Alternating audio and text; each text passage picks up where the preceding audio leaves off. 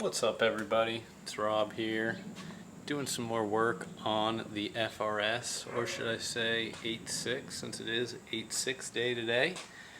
Nice to see the good old 8.6 on the badging here.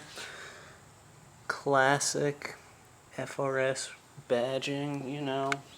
Everywhere else in the world it is a GT86, but here in the US before 2017 it was good old Scion. So today I'm getting into my brake lines. A couple weeks ago I went through and changed over to stainless steel braided brake lines, and I threw them on. I didn't get a chance to record it, but overall it has improved the braking feel a little bit, and it will definitely help if I end up bringing it to the track. So I'm just going to go through and give you a little PSA on check your brake lines, especially after you've driven a little ways on them. It can't hurt to give it a nice nut and bolt check. Would be a shame if you had a leak or something and they ended up spilling out all the fluid on you, because then that would be very bad for your braking system. So once I threw them on, I was checking pretty much every day after every drive to see if the level of my brake fluid was going down or not, and luckily it wasn't, so I don't anticipate any leaks, but it's best to be safe rather than sorry in the coming weeks, months, if I go on any road trips or anything. Probably not with Corona. As you can see, I filled it up to about this middle line that comes out, and it hasn't dropped a bit, but I figured I'd go around based on the recommendations of other people to go around and check all of the connection points to the rotors and from the hard lines. So without further ado, I'm gonna jack the car up and get right into it. Waste no time here. But as I was saying earlier, it is 8.6 day today, August 6th, and I've got some good posts up on Instagram of some 8.6s sliding the other day at Lock City. So if you want, make sure to go check me out on Instagram. I don't only make videos, but I also do a lot of automotive photography, drift events, just general car shoots. So if you haven't already, make sure to check me out there, and I will get into jacking the car up here for you to check out those brake lines. So see you in a minute.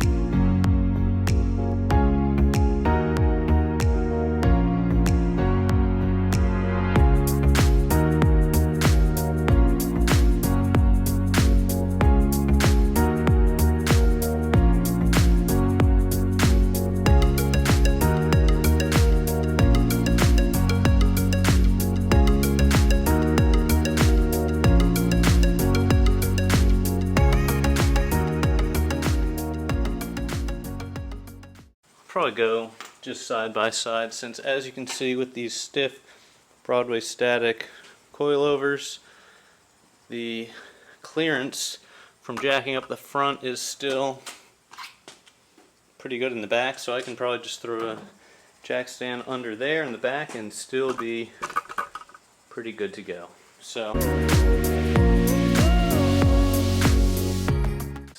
if you don't have a line wrench from Snap-on, you're going to want to just get a 10mm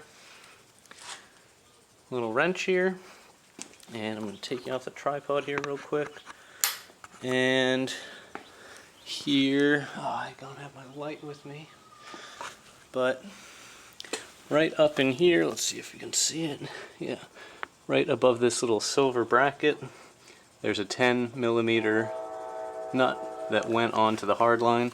So you're just going to want to make sure that that is nice and tight. And it is really on there pretty good.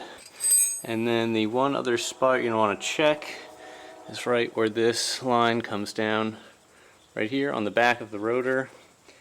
And I believe that is a 14 a bit. So as you can see, the position here, it's right behind the rotor.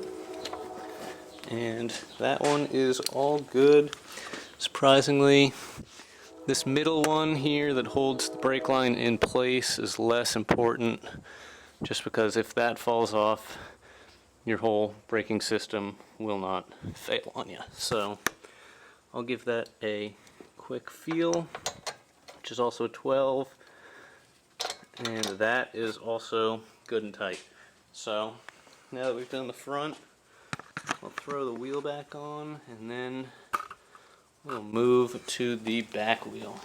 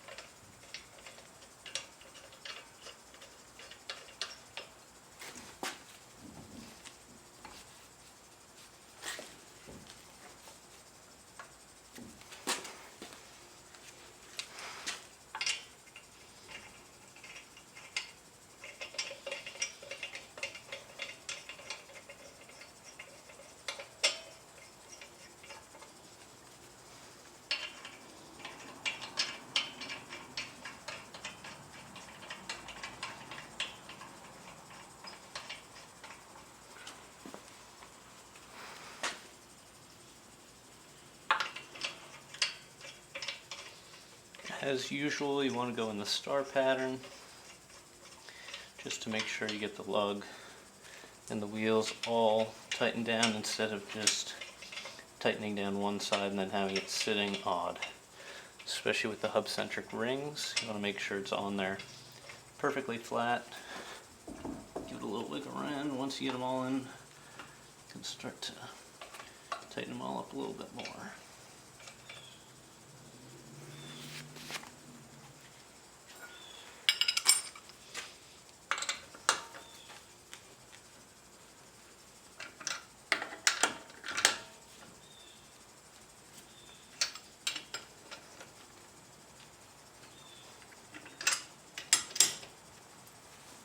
Just tighten this up before I move to the back corner so I don't forget before I drop it to the ground. Alright, now that that's good, we're going to move to the back. Get another jack stand under there, just in case. Should we give this one more pump up?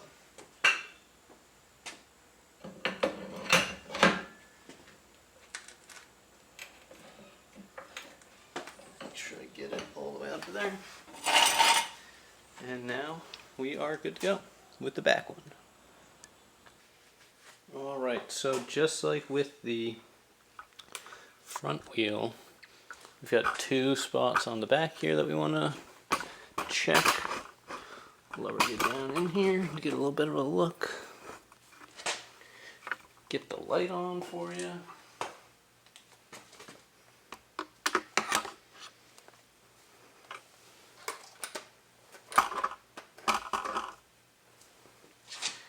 Alright, so where you're going to want to check on the back if you didn't do the job yourself is right here. This is where the hard line connects to the stainless steel line. So get your 10 on there and make sure it's on properly. Give it a yank. On pretty good there. So seems that we tightened them on pretty good the first time, but you always want to double check when the safety is in your hands whether or not something is on correctly after a little bit of driving. So I'm going to lower you down here on the tripod.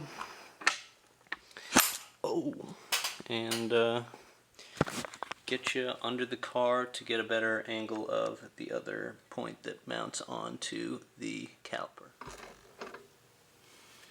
Alright guys, so as you can see on the back of the caliper right here is the other part of the brake line that goes right into the caliper and feeds all the brake fluid into there. So that is the other area you have to check. So once you get your 12 on there, you can, since I'm from the front, I can't really see, so I'm just kind of feeling around. Get your ratchet on there, nice and good. Give it a good push. Pretty sure the torque specs on this is only like 11 or 14 foot-pounds, so it's really not that much. So if you can't move it with your hand, it's probably in the right position. So that one is good. Looks like we did a good job of torquing it down when we installed them. So no issues on the driver's side, but we'll go around to the passenger side in a minute and check that out as well, just to make sure everything is in good working order. Alright guys, so I just want to make that short video for you just to give you a reminder of always check your brake lines after you install some new ones. You never know when one could come loose, and wouldn't want to be leaking fluid all over the place and end up crashing because you lose control with no braking. So that's my PSA for today, and hope you guys enjoyed your 8-6 day, and I'll catch you in the next video.